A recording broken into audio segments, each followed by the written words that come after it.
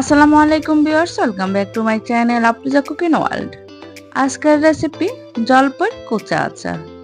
এই আচারটা কোনো রকম রোদ্রে দেওয়ার প্রয়োজন বা রান্না করার প্রয়োজন হবে না। খুব সহজে এই আচারটা বানিয়ে নিতে পারবেন। এখানে 1 কেজির মতো জলপাই নিয়েছি। জলপাইটাকে ভালো করে ধুয়ে পরিষ্কার করে নিয়েছি। এখন একটা গ্রেটার নিয়ে জলপাইগুলোকে ভালোভাবে কুচো করে নেব। মোটা অংশ দিয়েই কুচো করে নিতে হবে। চিকন অংশ দিয়ে যদি কুচো করে নেন তাহলে আচারটা ভালো হবে না। মোটা অংশ দিয়েই কুচি করে নিতে হবে, বা চাইলে হাত দিয়েও একদম কুচো করে কেটে নিতে পারেন। দেখুন এইরকম হয়েছে। এইভাবে সবগুলো কুচো করে নিয়েছি।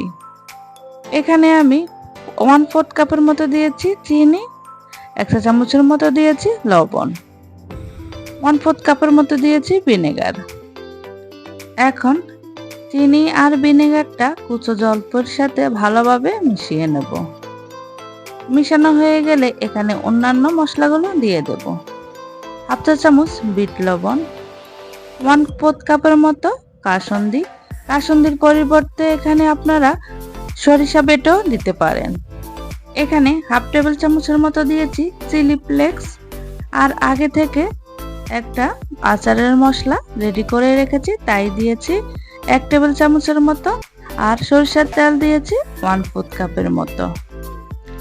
যেহেতু আগের যেই জলপাইয়ের আচারের ভিডিওর মধ্যে স্পেশাল মশলা বানানোর রেসিপিটা আছে, তাই এখানে আর রেসিপিটা শেয়ার করি নাই। আপনাদের যদি আগের ভিডিওগুলো দেখা না থাকে তাহলে দেখে নিতে পারেন। জলপাইয়ের আচারটা ভালোভাবে মাখানো হয়ে গেছে। এখন একটা বয়ামে নিয়ে নেব। আচারটা চেপে চেপে বয়ামের মধ্যে ঢেলে নেব।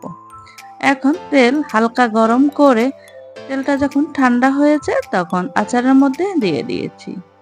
সেম রেসিপিতে যদি আপনারা আচারটা তৈরি করেন তাহলে বছর জুড়ে সংরক্ষণ করতে পারবেন।